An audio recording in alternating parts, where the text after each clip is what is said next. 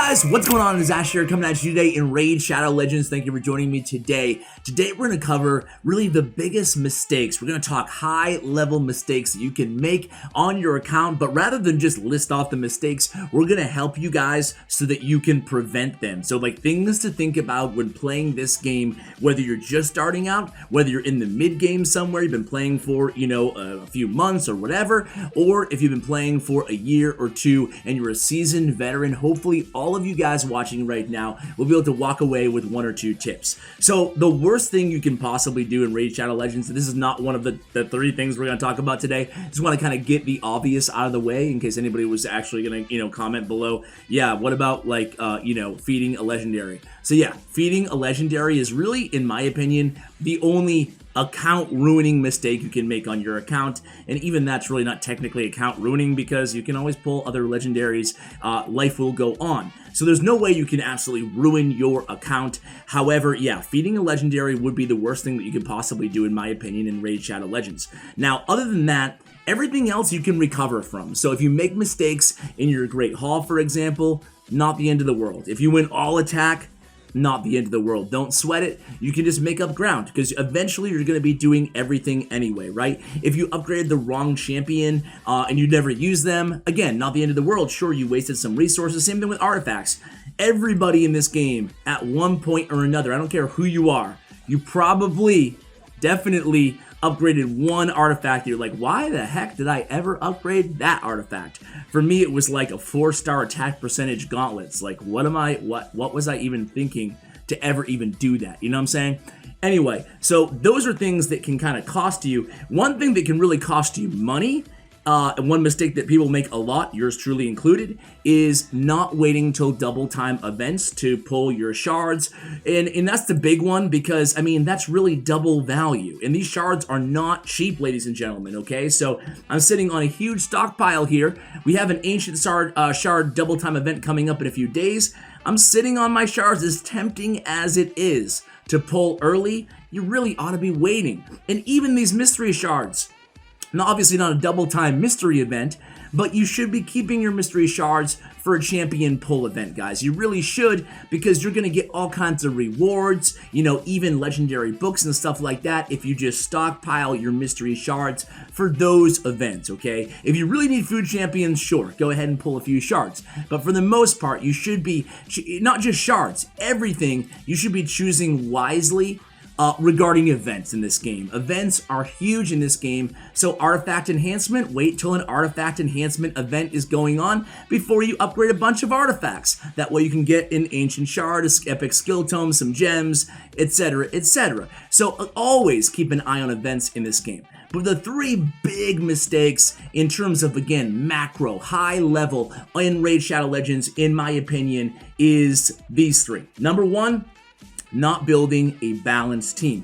So early on in Raid Shadow Legends, I'm just going to turn on a random battle while I talk about this one. Early on, man, I see so many players, and forgive the all legendary team, it's not really about this team or anything like that, just kind of background stuff so you don't have to stare at my main screen for the entire video.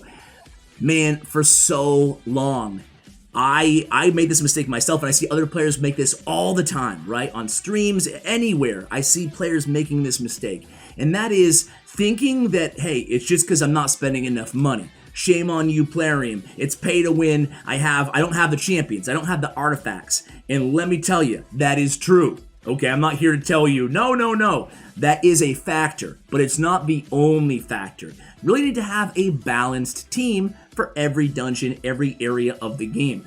I see some people just running, 4 damage dealers, 4 nukers on your team. That's not going to be successful, right? I mean, you really need to think about the valuable abilities you can have on a team. Let's talk about valuable components for a team. You don't have to have a bunch of nukers, a bunch of damage dealers, and I think at the beginning of this game, you're inclined to do so.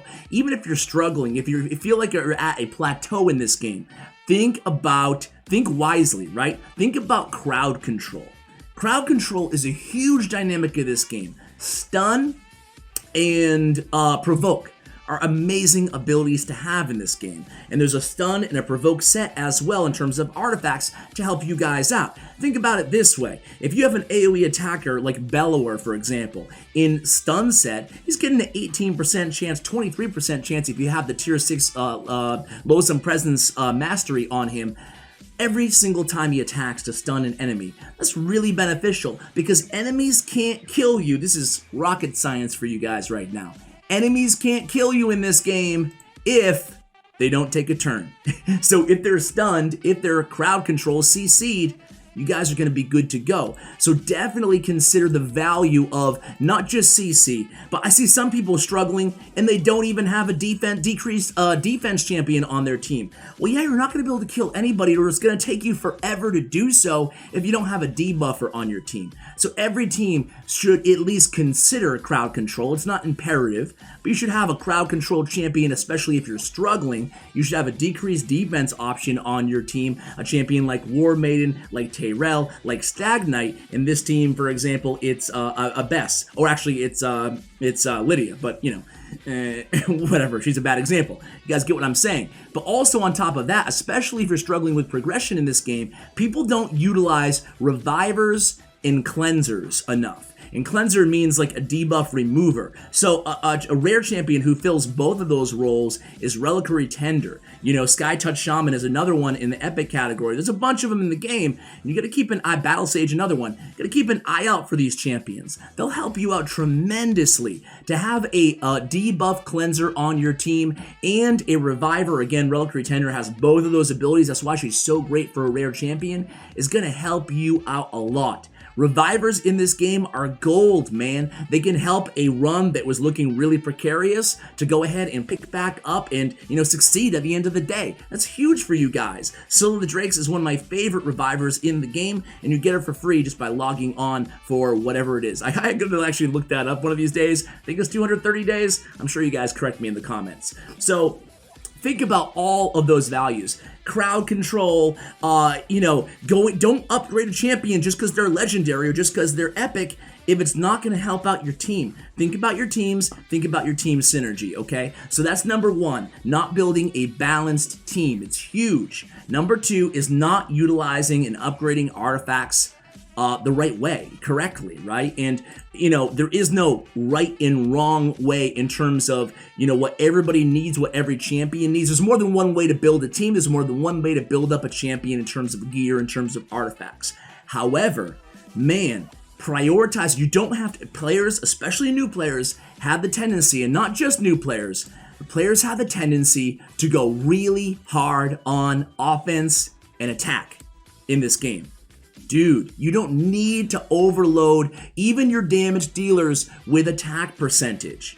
Forget attack percentage. Think about durability. Think about sustainability, right? So think about putting on that HP percentage chess piece. Think about putting defense percentage. Your attackers on your team need to have 100% crit rate. So you need to prioritize crit rate on the gauntlets. And if you can get that from the substats, go ahead and prioritize crit damage if you have that 100% crit rate. But you don't need to put anything else on your attackers on their gauntlets. Crit rate is the most important thing, even more, way more than attack. Because if they're attacking, they're not letting critical hits, it's not going to be pretty for anybody. Now, in terms of artifacts, getting your champions to 6 stars in Ascended should be your number one goal and priority inside this game. Let me say that again.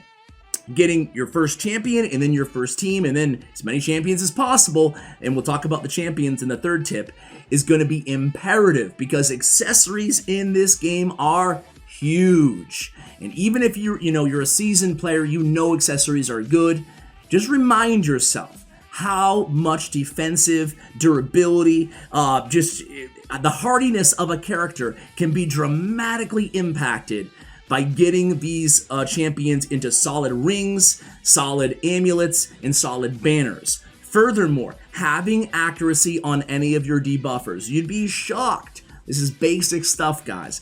You'd be shocked how many people run a champion that's supposed to be landing all these debuffs, but they have them built in 100 accuracy. Accuracy banners are huge. Even if you don't have a 6-star Ascended champion, getting that accuracy to 10 points of accuracy for every level of dungeon that you're attempting. So Dragon 20, you'd be looking at around 200 accuracy. Dragon 13, around 130 accuracy on those champions. Make sure champions that are laying poisons also have accuracy. Champions that are affecting the turn meter of the opponent also need accuracy. It's not just your decrease defense champions, decrease attack champions. So if you're struggling in dungeons, I just mentioned something else. Decrease attack is a huge debuff to have on your team. So consider putting a champion with increased defense, decreased attack, like a Grizzled Jarl, for example, on your squad that's going to make a dramatic impact on your team. So learn the value of all the debuffs and all the buffs in this game. It can be a little tedious, but take the time to learn what they are and what they all do, okay? So that's all important stuff. Pay attention, my last note on artifacts. Pay attention, actually 2 more notes. Pay attention to substats, right?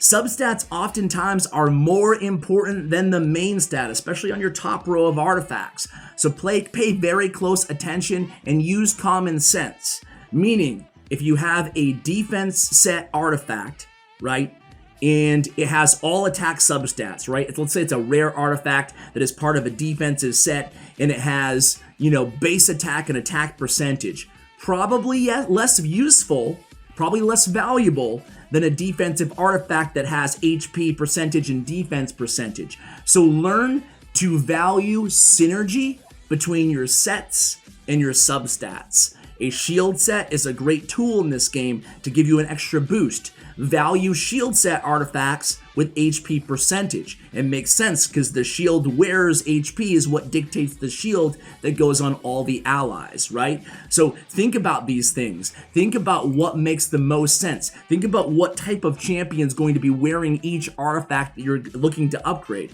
And then when it comes time to upgrade your artifacts, make sure you're focusing. Don't just take everything to level 16 immediately, and don't upgrade a crappy artifact just because it's a high rank or a high rarity, okay? So let's take a quick look. Top row should be your second priority. First priority is middle row. So what I like to advise people to do is take all of your artifacts to level 12 and then start focusing with the gauntlets or the boots. Boots, by the way, an amazing source of speed. For dungeons, you should have speed boots on almost all of your champions. It's the only artifact you can have speed as the main stat. So work on this middle row. Again, the chest, the gauntlets, and the boots. Bad example on Little Miss Annie, but almost everybody else on my account, for the most part, has speed on their boots. So focus on the middle row first when upgrading your artifacts. So I threw a lot at you guys regarding artifacts, but I hope that you're able to take away at least one little tip there. Now, the last thing that people get wrong in this game that can, really ruin not your account, but like your progression and the direction that you're moving in your account is focusing on upgrading the wrong champions, right? So when you choose which champion that you want to invest in next, it's a big decision, isn't it? It should be, because you're about to pour in a bunch of resources to get them 6-starred. Gonna need a lot of food, gonna need a lot of silver, gonna need a lot of potions. You need a lot of resources. So a lot of people just randomly pick by rarity, And again, we mentioned that earlier. If a champion, same thing with artifacts, just because they're a higher rarity does not mean A, they're a better champion than a lower rarity champion, or B, that they're a better fit for you, your account, and your teams than a lower rarity champion. So don't upgrade just based on rarity. Not a good move. Think about it. I'm going to cover the basics that we always talk about when choosing the next champion to upgrade. First, let me throw in another one. What haven't we done here? Spider's Den. These are not my best teams, by the way, just the teams that I most recently used for videos or whatever. So, in terms of champions to upgrade next, okay? I see people wasting their resources all the time. You think about what you need, right? And here's what we always go over. I'm just going to cut to the chase. And feel free to turn me off if you heard me repeat this a million times here on the channel. But there's 3 factors that we want to be considering when we choose the next champion to focus on our account. Not going to help you to have 18 poison champions and no revivers built up on your account. You need some balance, okay? It's good to have a couple poison champions. It's good to have a couple revivers built out. It's good to have, you know, a good aura champion, a good team leader, a good defensive champion, a good speed champion. So think about what they're bringing to the table and then go ahead and, again, execute on that, but you're thinking of your entire account, not just the one champion that you're trying to upgrade next. So understand that champion's role. If you watch a YouTube video, a guide on this champion, you know, think less about what this YouTuber or whatever is doing with the champion, because likely you don't have the gear that they do or the teams that they do to build around it.